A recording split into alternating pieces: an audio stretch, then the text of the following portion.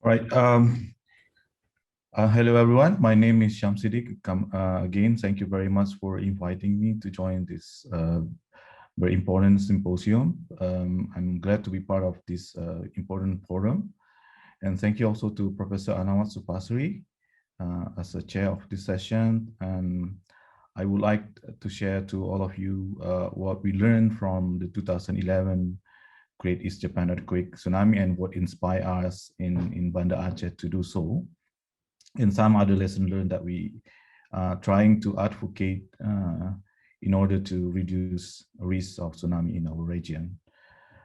So I come from Tsunami and Disaster Mitigation Research Center, or TDRMRC, at Universitas Syiah Kuala. It's a very close to the, it's at the ground zero of the 2004 Indian Ocean tsunami. I guess some of the researchers here or probably students also have visited our place previously. So yeah, let me start my presentation. So the title I modify a little bit than the flyer that you received probably during the announcements of the symposium. So we are trying to adopt lesson learned from the 2011 Great East Japan Earthquake and Tsunami and try to advocate that for mitigating tsunami in Banda Aceh. All right, so as a background, so you probably understand that we have passed more than 1 decade of the 2004 Indian Ocean tsunami. So this year we coming to 16 years actually. And it is still one of important tsunami in centuries that modify or even motivate other region and other similar tsunami prone area to learn about tsunami. And on the other hand, we also observe the increase of human population in our area, especially in the coastal area, then even in summer it become double, and it is projected that in the next century we can have more than double of what we have right now.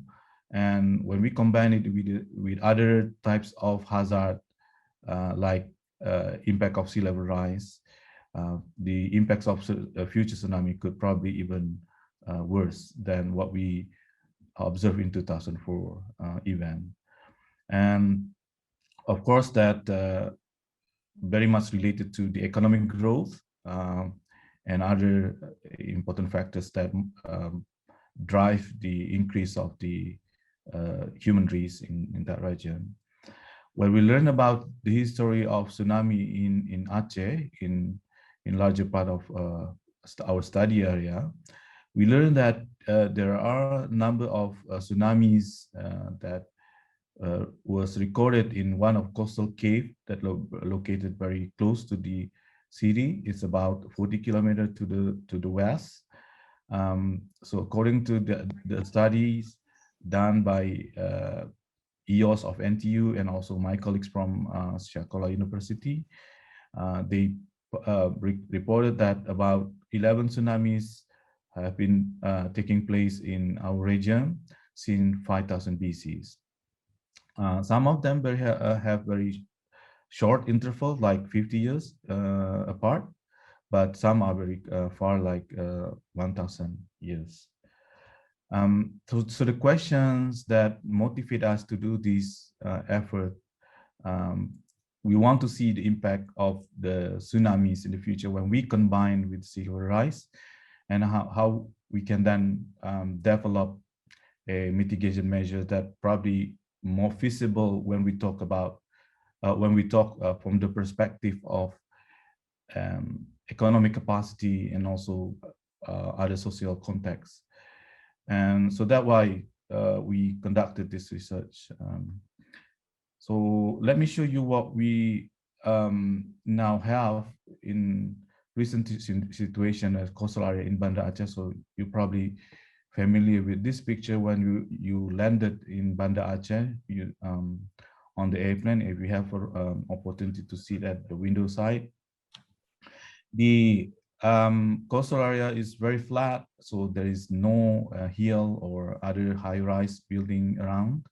But if you notice that the number of population growth quite significant if we compare uh, before after the 2004 tsunami, like what this graph shows to us, like these the first stop figures show the increase of the coastal population at two coastal sub-districts in Banda Aceh. So as you see that the growth is very significant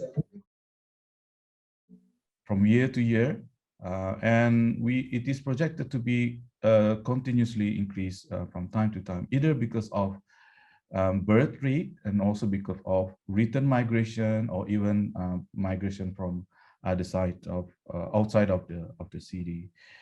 And this is the land use of the city before 2004 tsunami. So a large part of the coastal area was dominated with ponds and also some coastal vegetation like mangroves.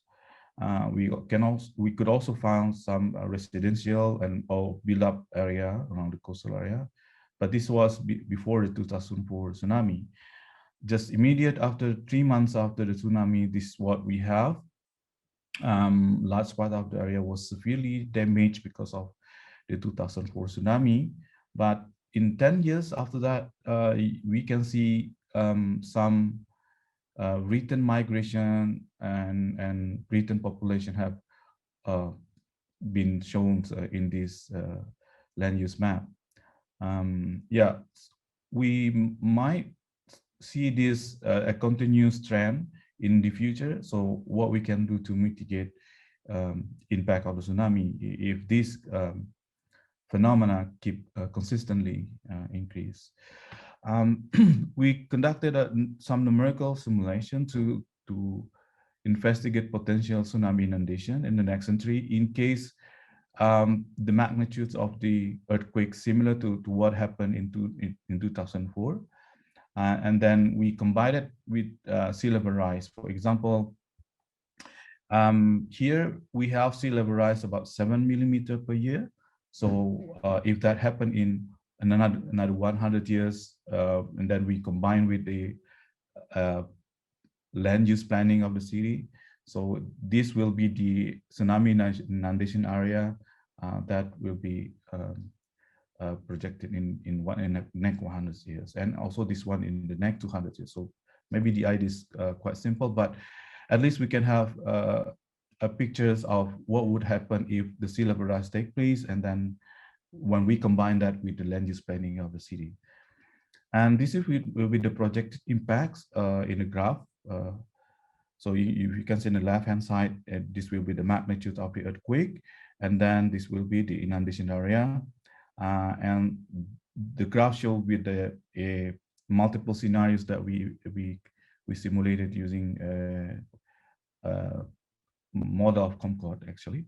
So MSL mean sea level rise plus SLR 0 mean that there is no sea level rise that happen now at the present.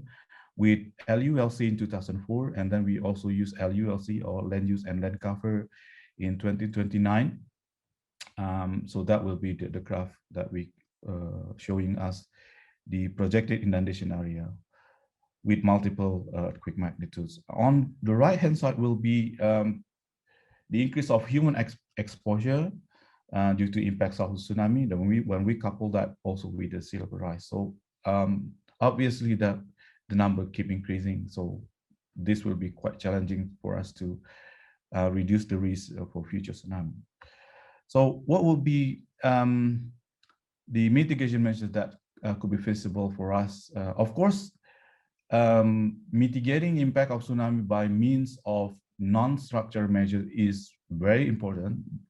When we talk about non-structural mitigation measures, mean that we need to advocate people, community, increase preparedness of the community towards tsunami, and also conduct some tsunami drills and other measures.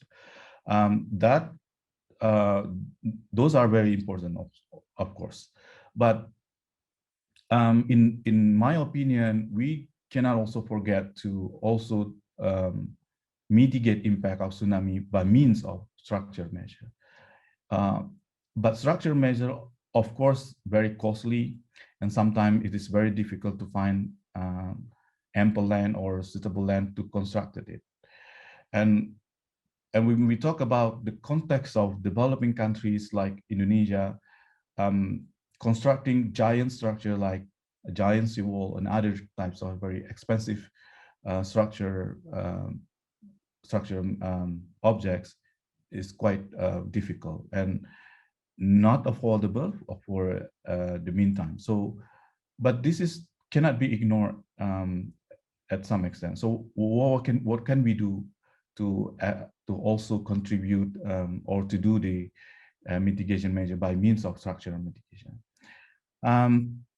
There are some alternatives that we can look into other lessons learned from, for example, what we learned also from Japan, from the 2011 Great East Japan earthquake and tsunami, and also from other countries that we learned, they also try to modify the structure or infrastructure that can also reduce the energy of tsunami instead of its main purpose of the structure, but also can, on the other hand, reduce the energy of tsunami. So this kind of idea, we call it co-benefits of structure or co-benefits of infrastructure. For example, we can probably construct elevated railway.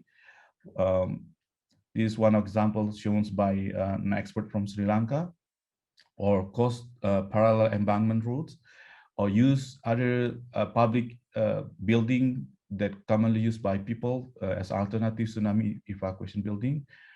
In this context, in Aceh or in Banda Aceh, we can probably look possibility to modify the structure of the mosque and put building alignment parallel to coastline. So these are the ideas for the benefits of structure.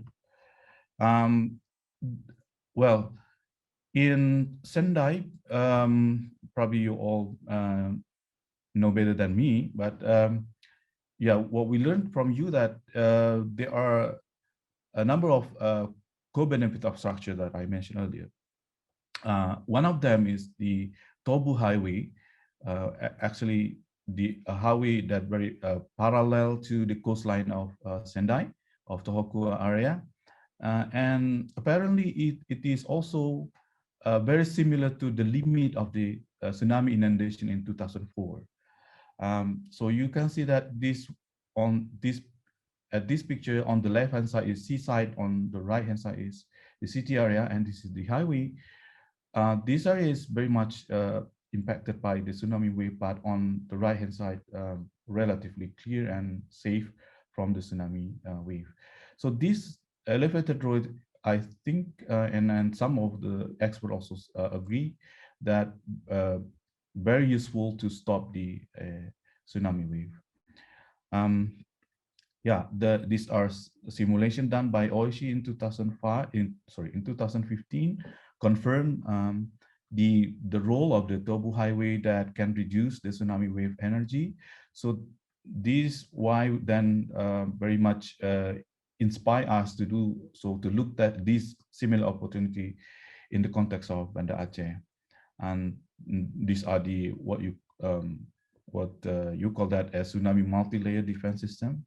It's very interesting, but as I mentioned earlier, it's very difficult to construct like a seawall like this one. Is very expensive in the context of Banda Aceh city, and also to put like artificial hill like this one is, or relocated people very far away from the coastal area, in some cases is not realistic in our context. So that's why we need to switch that kind of idea.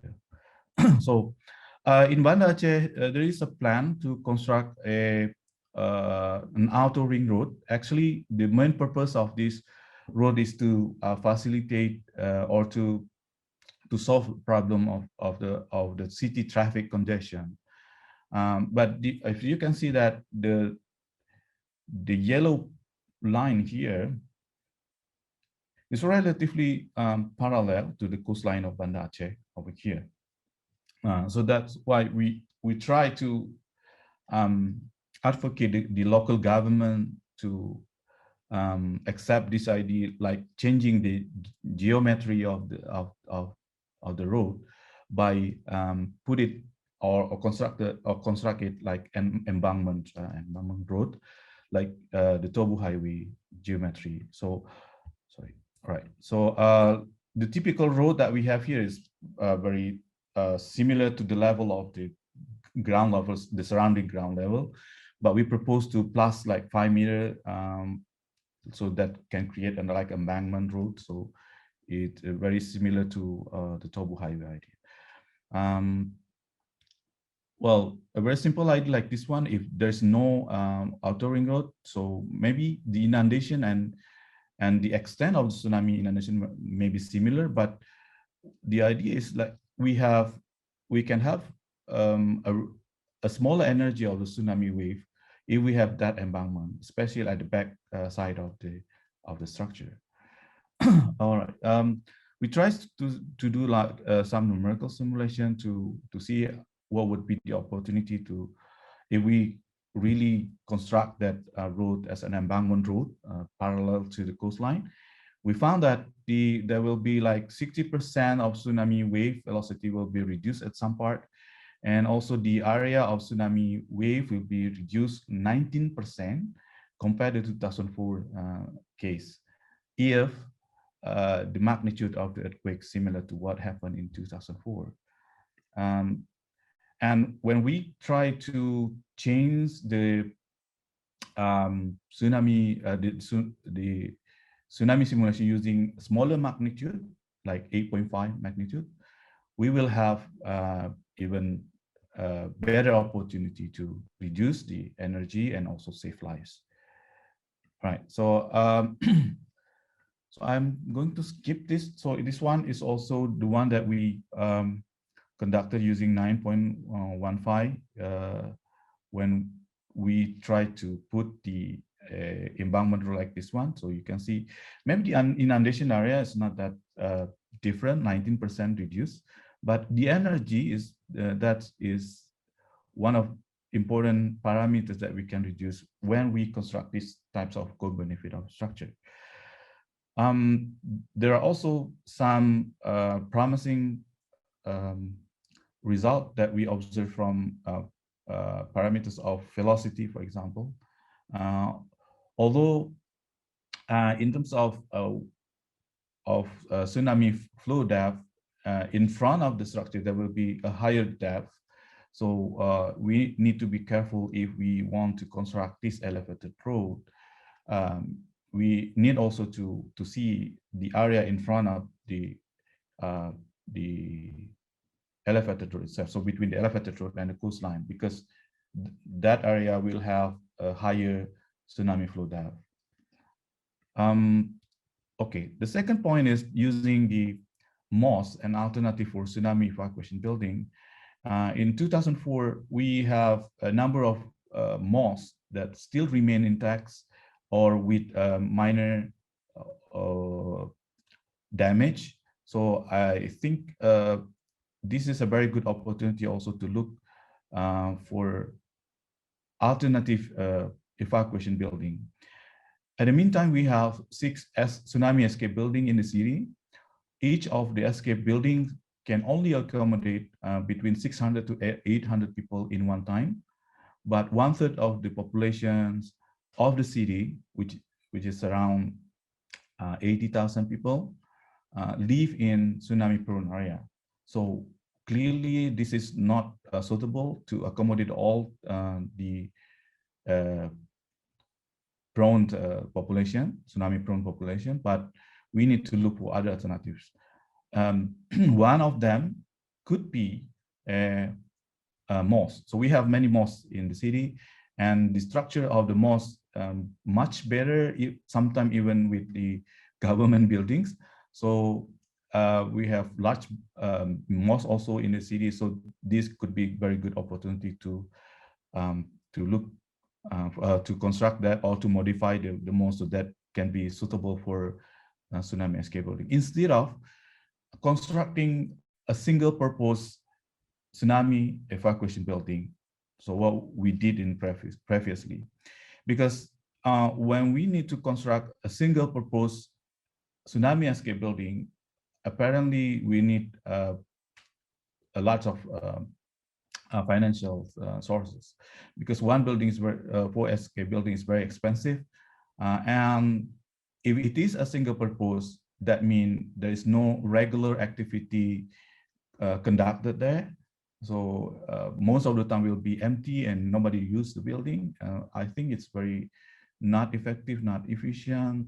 So why not we look into one building that normally or regularly used by the community themselves, like the mosque in our context. So that's what we try to advocate the local government here to accept our ideas to mitigate impact of future tsunami in Banda Aceh. So again, we very much inspired by the what would happen in 2011 in Tohoku area, and try to modify that and try to advocate the ideas of the tsunami mitigation in our context in Banda Aceh. So this is my conclusion for this presentation. I hope this could be useful for all of you, and thank you again. Now I return this to Professor Anwar Supasri. Thank you very much.